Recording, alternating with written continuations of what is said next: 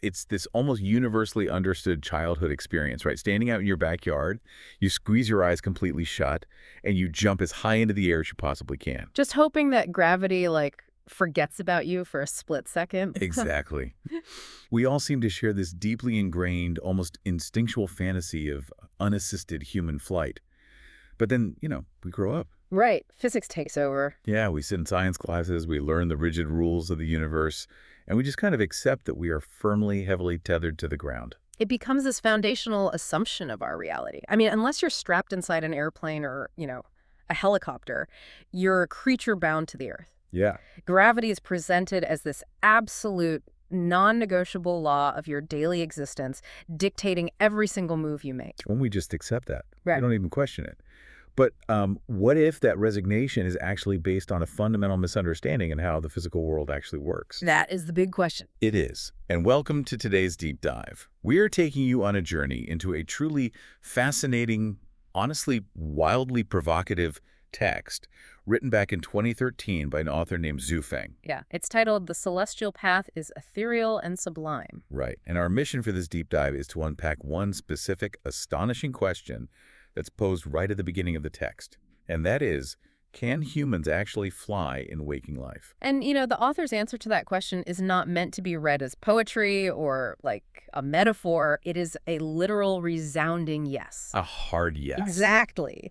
And what makes this text so compelling to analyze is that it bypasses all the mystical theory right out of the gate. It grounds its argument in a very simple, observable physical experiment that you can literally do right now, sitting wherever you are. Yeah, the waving object experiment. Yeah. It just asks you to hold any solid object in your hand, a pen, your keys, your phone, and just wave it back and forth in front of your face, and then you gradually increase the speed. And Shui Feng breaks down exactly what happens to your perception of that physical mass across 4 distinct stages, as the speed increases. Okay, lay them out for us. So stage 1 is the baseline. The object is completely still, and its outline is perfectly clear. You see the sharp edges of the pen. Right, normal reality. Exactly. In stage 2, it starts swinging and it becomes blurry. The solid edges soften and your eyes just can't quite make out the fine details anymore. Which is an everyday visual experience. We've all seen that. Yeah, but then we hit stage 3. The object is moving back and forth so rapidly that it ceases to look like a solid item at all. Oh, wow. The text describes it at this stage as becoming a blurry image composed of many molecules. It fundamentally loses its solidity in your field of vision. It's just a haze. Right. And finally, stage 4, the object reaches a specific extreme threshold of speed where we cannot see it at all.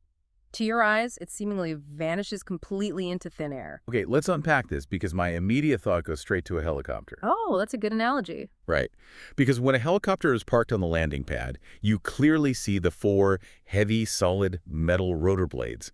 But when that engine revs up and those blades hit their top speed, they turn into a transparent, blurry disc. You can practically see right through solid metal. Yeah, you really can. But I have to push back on the author's underlying premise here.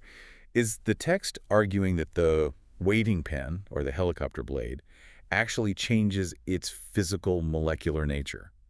Or is this just a well-documented biological failure of our human eyes? Like a hardware limitation. Exactly, a hardware limitation where our optic nerve just can't process the data fast enough. Well, the author suggests that drawing a hard line between a biological failure of the eye and a change in physical nature is actually a flawed way of looking at reality. Oh, really? Yeah, Sui Feng argues that the two things are deeply intertwined. This optical illusion is a window into a universal truth governed by vibrational frequency. Okay. Frequency doesn't just dictate what is visible to your eye, it dictates the literal physical interaction between matter and the world around it. So, the argument is that frequency is basically the master key to physical reality. It governs absolutely everything. And to prove this, Shui Feng applies this concept of frequency to mass, using a phenomenon described as the stone crossing the river. Right, like skipping stones. If you take a heavy stone and toss it lightly into a river, meaning its speed or its frequency of movement is low, it immediately breaks the surface tension and just sinks straight to the bottom. Exactly. But if you take that exact same stone and throw it with incredible speed and spin, it literally skips across the surface of the water without sinking. Because the mass of the stone didn't change, the density of the water didn't change. Right. The only variable altered was the speed. Feng takes this established physics principle and uses it to deconstruct historical religious accounts, specifically pointing to the biblical account of Jesus walking on water. Which is a huge leap, but go on. Well, the text asserts this wasn't magic, nor was it a suspension of natural laws. It was an extreme application of this exact same law of frequency. According to Feng, Jesus could walk on water because his entire physical body was vibrating at such an incredibly high frequency that, much like the fast-moving stone, he simply could not sink. Okay, here's where it gets really interesting, because that immediately makes me think of water skiing. Oh, yeah, perfect. Right, if you're on water skis and the boat is dragging you at like 3 miles an hour, you are sinking. You are drinking lake water. Absolutely. But the second that boat accelerates to 30 miles an hour, the water suddenly behaves like concrete beneath your skis, and you pop right up. You're skipping across it. Exactly. Hold on, though. I have to challenge the text on this leap in logic. Skimming a rock or getting pulled on water skis is all about external forward momentum. Someone or something is physically dragging or throwing you. Right, there's an external force. But the text is talking about internal vibrational frequency. How on earth does a human being generate that kind of speed internally without an external force pulling them? Well, to understand that, we really have to look at the mechanics of state changes at the quantum level, which is the exact bridge Feng builds here. Think about how a microwave works. Okay. A microwave doesn't throw a cup of water across the room to generate speed, right? It excites the internal molecules. It pumps energy into the water, causing the internal atoms to vibrate so rapidly that the liquid changes state. Oh, it becomes steam? Yes, it becomes steam, defies gravity, and rises into the air. Feng is arguing that internal vibration, the speed at which our very molecules oscillate, yields reality-bending physical results. That is wild to think about. And when a physical body's internal frequency reaches these extreme heights, it doesn't just push back against gravity. It operates entirely outside the bandwidth of standard human reality. So basically his stage 4 of the waving hand experiment, the vanishing point. Exactly. And this extreme frequency isn't just a modern concept either. The text points to historical anomalies, specifically ancient Taoist lore, and the concept of transcending and becoming a celestial in feathered form. Becoming a celestial. Right. Feng insists this isn't just a poetic myth cooked up by ancient philosophers. It is a literal description of applied quantum physics. When a person's body, mind, and spirit vibrate at an extremely high internal frequency, they become a celestial. But, and I think this is important, the text is very careful to define what that transformation actually looks like. If you vibrate that fast, you don't explode. You don't die or just cease to exist. No, not at all. You simply vibrate right out of the visual spectrum. You become invisible to the physical eye. Wow. To anchor this idea in more modern literature, Feng references the Celestine prophecy, specifically the 9th insight from that manuscript, which describes an entire group of people collectively vanishing. I remember that. Yeah, the author brings this up to illustrate a mass frequency shift. Those people didn't blink out of reality, they just transitioned beyond standard physical perception. And the fascinating and honestly slightly eerie part of this dynamic is that the text claims these high-frequency individuals can still clearly see us. But we just can't see them. Exactly. If you're listening to this right now and thinking this all sounds like pure science fiction, stick with us, because the biological data the text brings up to support this is actually undeniable. It really is. We walk around every day convinced we are seeing the world in its entirety. But Feng points out that human eyes only detect light wavelengths between 400 and 700 nanometers. That is an incredibly narrow sliver of the electromagnetic spectrum. It's a tiny, fractional window of actual reality. And it's the exact same limitation with our hearing. Human ears can only detect sounds between 20 and 20,000 hertz. If a light wave or a sound wave exists outside those tiny specific windows, it is entirely invisible and inaudible to you. It functionally does not exist in your daily life. Yeah, it's the ultimate dog whistle analogy. If you blow a dog whistle, you hear absolute silence. To you, there's literally no sound. But the dog sitting next to you is wincing because the sound is deafening. The sound is absolutely real. Right. You just lack the hardware to perceive it. So, if our waking reality is essentially just one limited channel on a radio dial, does the text imply we are basically living in a low-resolution, compressed version of a much richer universe? That is the exact logical conclusion Feng draws. We are living in a compressed, low-res version of reality. It's like watching a movie in 144p. Yeah. And if our senses are fundamentally flawed and limited, we have to ask what we are actually missing. According to the text, what we are missing is the Elysium world of the heavenly kingdom. The Elysium world. And the wild part is, it's not somewhere up in the clouds or situated in another distant galaxy. The text states that the space you are sitting in right now is already part of it. Wait, so the Elysium world isn't a destination, it's an overlay. Exactly. The author explicitly says the sky we look up at isn't actually empty space. Yeah. It is densely packed. It is filled with high-frequency mountains, rivers, celestial lands, fruits, and advanced beings. We just can't see them because we are biologically locked out of their frequency bandwidth. Precisely. A completely populated universe happening right on top of us. That is just incredible to think about. And, we actually have a built-in mechanism to glimpse this higher resolution universe. We interact with it every single night when we go to sleep. The dream state. Yes. The text views dreams not as psychological processing, and not as random brain synapses firing to clear out the day's memories. Dreams are categorized as a literal non-material world. Okay. Think about the sensation of flying in a dream, which is actually how Shuafeng opens the entire text. When you fly in a dream, you soar through the air, you look down, and you can see everything clearly, the ground, the buildings, the people walking around. But the people on the ground never look up and point at you. Never. To them, you don't exist. You are completely invisible to them, yet you perceive them perfectly. Wow. The text frames this specific dream experience as a profound revelation. It is telling us that right now in our waking life, above our heads, countless higher beings are soaring and watching us. They see us clearly, while we remain completely blind to them. So what does this all mean? Because if I'm piecing this together correctly, dream flying is almost like a demo version. So I like that. Yeah, it's like a software simulation of higher frequency living. Is the author saying that when we dream, our consciousness is literally temporarily untethered from our dense biology? Operating at a higher frequency. Right. And providing tangible proof that our spirits already know exactly how to fly. That is the definitive proof Shuifeng relies upon. The text states clearly, all of this tells us we can fly. It confirms that through transcendence, we can enter these higher density, higher frequency life spaces. So it's not just a nice thought. No, it's not a fantasy. It is a truth confirmed by the nightly universal experience of dreaming. The only question left, and honestly it's the most critical one for you listening, is how do we achieve this while we are awake? Yeah. How do we take that frictionless dream state flight and apply it to our heavy waking bodies? Right. How do we rev our internal microwave fast enough to blur the helicopter blades? Exactly. Well, the author provides a very specific mechanism. To take flight and rise into a higher life space, we must elevate the vibrational frequency of our body, mind, and spirit.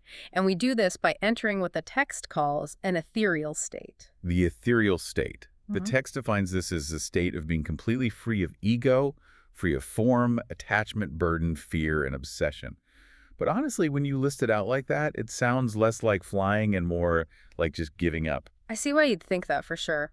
But Shuifeng frames it as a state of unspeakable beauty and absolute freedom. Okay. To really drive home what the mechanics of this state entail, the author quotes extensively from the Heart Sutra, which is one of the most famous and profound texts in Mahayana Buddhism. I really want to slow down and dissect the Heart Sutra quote Yeah. because it's incredibly dense, but it feels like the core of the instruction manual here. It absolutely is. I'll read the portion provided in the text. It says, "Therefore, in emptiness, there is no form, no sensation, perception, formation, or consciousness. No eye, ear, nose, tongue, body, or mind." That's a lot of no's. Right. And it continues. "No color, sound, smell, taste, touch, or object of thought. No suffering, no wisdom, and no attainment." Wow. And it concludes by saying that because there is nothing to attain, the mind is free from hindrance. Because there is no hindrance, there is no fear. Far from all illusion, they dwell in perfect nirvana. Let's really pause and think about the biological pair of that description. No sensation, no eye, ear, knows no color, sound, smell. It sounds terrifying. It strips everything away. Yeah.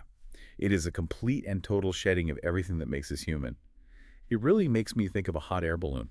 How so? Well, if you want a hot air balloon to rise into a higher altitude, you don't build a stronger engine, you just start throwing heavy sandbags over the side. Oh, that's a great way to look at it. You drop your attachments, you drop your ego, you drop your need to attain wisdom, you drop it all until you are light enough to ascend. But I still struggle with this concept of emptiness. Why is that? Because how does the text reconcile this profound emptiness with the incredibly rich Elysium world we just talked about. If the destination is filled with mountains, rivers, and celestial fruits, why do you have to embrace a state of no color and no taste to get there? And that right there is the brilliant tension of the whole philosophy. If we follow this logic to its natural endpoint, the emptiness the Heart Sutra describes is not about the destination you arrive at.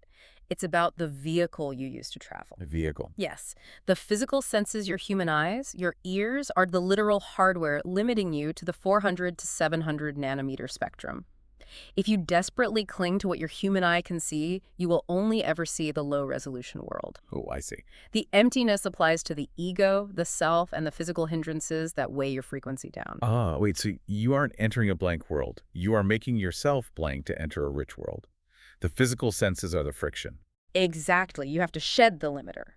The Elysium world is vibrantly full. It is high density and high frequency.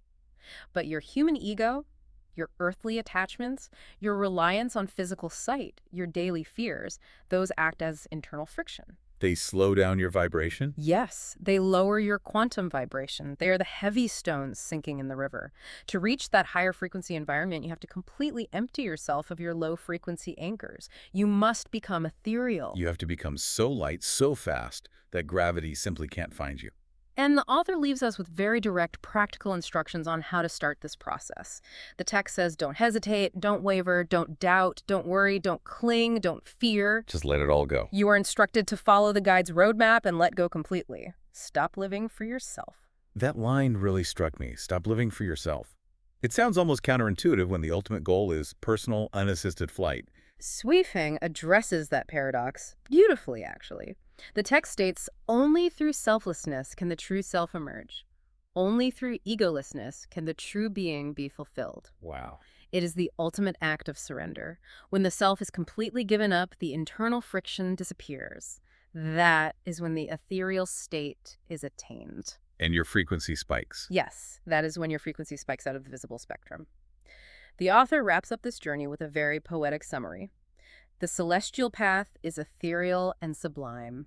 Its mysteries lie within the palm of my hand. It brings it all the way back to that object you were waving in the palm of your hand at the very beginning of the deep dive. The proof of the universe is sitting right in front of you. The micro and the macro are entirely connected by the simple, inescapable law of vibration. That is just incredible. So as we wrap up this deep dive into Shu Feng's text, I want to leave you, the listener, with a final provocative thought to mull over. Something that wasn't explicitly stated in the text, but feels deeply connected to the mechanics we've been unpacking today. It's a really fascinating lens to look through. If Shu Feng is right, if letting go of our ego, our attachments, and our fear literally eliminates friction, changes our vibrational frequency, and makes us lighter, it makes you wonder about the physical, literal weight of our modern daily anxieties. Oh, absolutely. Think about that sinking feeling in your stomach when you stress over an unanswered email from your boss, or the heavy, suffocating tightness in your chest when you cling to a bitter grudge against a friend. It feels physically heavy. It does. What if those aren't just biological stress responses pumping cortisol into your blood? What if, in those moments of deep anxiety and ego, we are generating so much internal friction that we are literally tethering ourselves to the ground? Like adding sandbags back into the balloon. Exactly. Are we keeping our internal frequency so aggressively low that we are blinding ourselves to an extraordinary celestial world that is quite literally right in front of our eyes? It definitely reframes the entire concept of carrying around emotional baggage. It's not just a metaphor for sadness anymore. It's a literal description of physical density. It really is. Maybe the secret to flight isn't jumping harder in your backyard. Maybe it's just finally putting the heavy bags down and letting the helicopter blades blur. Thank you so much for joining us for this deep dive. Take a deep breath, drop a sandbag, and we'll see you next time.